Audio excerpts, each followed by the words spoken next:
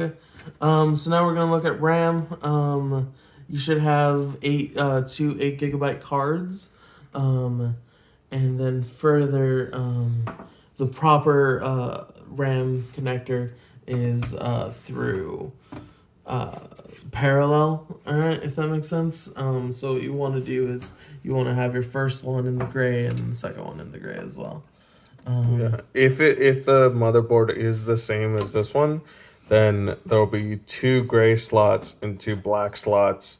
You want to make sure that the RAM cards are in the gray slots. And then overall, what is it? Most motherboards just change the color. So you're able to tell which ones are the same color. So as long as they're plugged into the same one.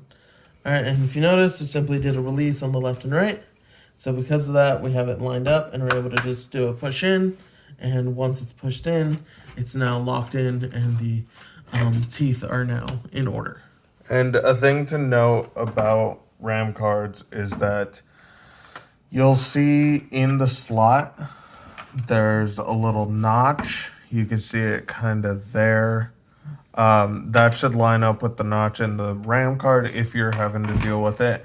And when you're sliding it in, it might take a little force to go in. It shouldn't be like, to press down super hard, but you might have to press down a little bit to get it to click. And that little notch denotes which type of RAM you need.